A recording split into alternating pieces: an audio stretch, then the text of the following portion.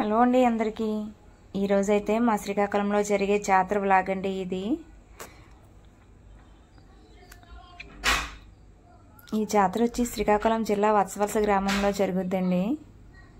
ఈ జాతరకు సంబంధించిన అమ్మవారు అయితే విజయనగర సామ్రాజ్య రాజుల యొక్క ఆరాధ్య దేవత.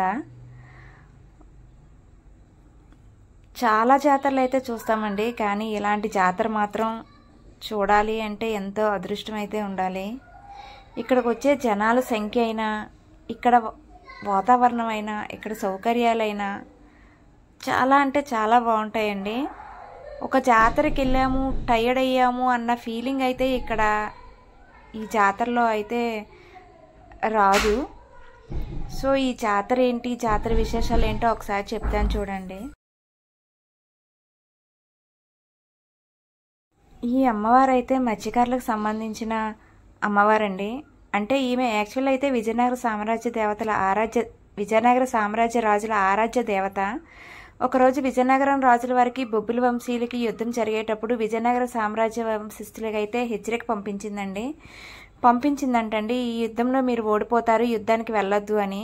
నిన్ను కొలుచుకుంటున్నాం, నువ్వు ఇంట్లో ఉంటుండగా మాకు పరాజయం పొందుందని చెప్పేటప్పుడు నిన్ను మేము ఆరాధించడం ఎందుకని చెప్పి ఒక పెట్టెలో పెట్టి ఈమెనైతే సముద్రంలో విడిచిపెట్టారంటండి. విడిచిపెట్టేటప్పుడు సముద్ర మార్గంలో ఈ జాలర్లకైతే ఈ అమ్మవారు పెట్టెతో పాటు దొరికిందంట. ఓపెన్ చేసి చూద్దాము అనగానే ఒక చిన్న బాలిక స్వరంతో అయితే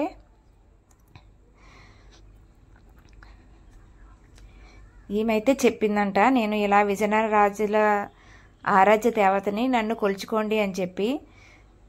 ఈ మత్స్యకారులు అయితే చెప్పారంట, మేము బతకడమే చేపల వేటకెళ్ళి బతుకుతాం, నిన్ను మేమెలా ఆరాధించాలమ్మా అని. అప్పుడైతే అమ్మవారు చెప్పిందంట, నన్ను కొలుచుకుంటే నా దర్శనార్థం భక్తుల్ని రప్పిస్తాను, సంవత్సరం వచ్చే భక్తుల సంఖ్యను కూడా పెంచుతాను, మీకు ఎలాంటి ఇబ్బంది కూడా ఉండదు, నన్ను కొలుచుకున్న మీరైనా నా దర్శనార్థం వచ్చే భక్తులకైతే కొంగు బంగారంగా ఇంటి ఇలవేల్పుగా ఉంటాను అని చెప్పిందంట. ఆ తర్వాత అయితే ఈ మైలపల్లి వంశీయులు అని చెప్పి మత్స్యకారులకు సంబంధించిన అమ్మవారండి. 7 శతాబ్దాల నుంచి కూడా వీళ్ళ ఆరాధ్య దేవతగా సేవలు అందుకుంటూ ఉంది. ఈమెను కొలుచుకున్న తర్వాత అయితే సాల్వ్ కాని ప్రాబ్లమ్స్ అయితే ఏమీ ఉండవండి.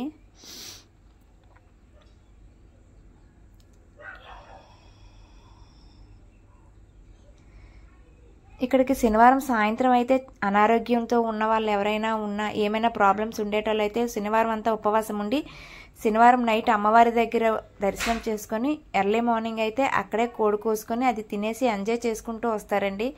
సో ఈవిడ దగ్గర